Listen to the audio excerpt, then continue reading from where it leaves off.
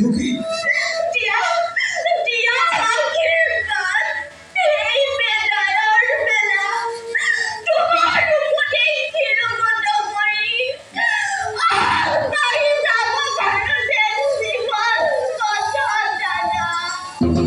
আশীৰ্বাদ কি যদি ভাই আসে অন্তৰ ভাগিছে মোৰ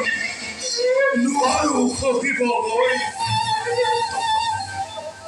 তথাপিও মই দুয়োকে দিছো হিয়া ভৰা আশীৰ্বাদ দেৱীৰ বসতি হওক তহঁত উঠা উঠা দেৱী উঠা মৃত্যুৰ বহুদিন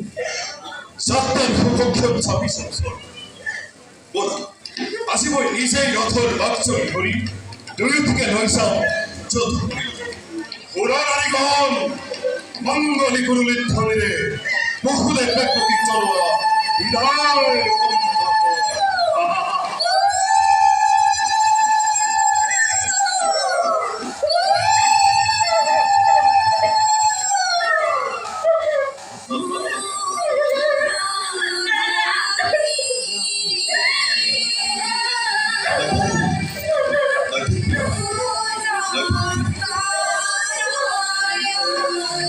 নাই অনুভৱ আমাৰ খুব ভাল কিয়নো আমি সকলোৱে জানো যে আমাৰ যি সংস্কৃতি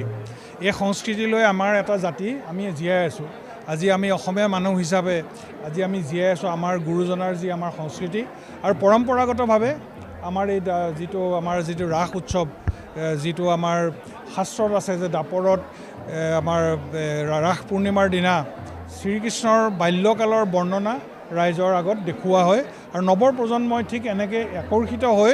এই মঞ্চবিলাকৰ জৰিয়তে তেওঁলোকৰ প্ৰতিভা বিকাশৰ এটা সুবিধা পায় আৰু আমাৰ আমাৰ যি কৰতিপাৰ সত্ৰ এই কৰতিপাৰ সত্ৰ অহাৰ পৰাই আমাৰ তিতাবৰত এটা সাংস্কৃতিক ঢৌ যি বলাই আছে সেই ঢৌৱে আমাক সকলোৱে চুই গৈছে আৰু উদ্যোক্তা মণ্ডলীক মই আজি মোৰ ধন্যবাদ আৰু কৃতজ্ঞতা জনোৱাৰ লগতে আজি এই অনুষ্ঠানৰ মই কৃতকাৰ্যতা মই আজি কামনা কৰিছোঁ। খুবেই ভাল লগা অনুষ্ঠান আচলতে অনুভৱ কাৰণ ভগৱান শ্ৰীকৃষ্ণৰ লীলাৰ মাজত থাকিব পৰাটো সৌভাগ্য বুলি ভাবোঁ কৰ্মৰ ফল বুলি ভাবোঁ আৰু কুৰতিপৰা সত্ৰৰ মোৰ অতি মৰম লগাৰ বাজনী আছে অলকা বা আৰু মোৰ ঘৰটো অতি কাষতে তিতাবৰ মাজগাঁৱত ঘৰ আজি তেওঁলোকে যেনেদৰে উদযাপন কৰিছে ৰাস যেনেকৈ প্ৰচলন কৰিছে এই দৰ্শন ভাগক সমাজক এটা নতুন ব্যৱস্থাৰ বাবে নতুন চামক নতুন চিন্তাৰ বাবে ভগৱান শ্ৰীকৃষ্ণই মাৰ্গদৰ্শন কৰক তেখেতৰ আশীষ প্ৰত্যেকৰে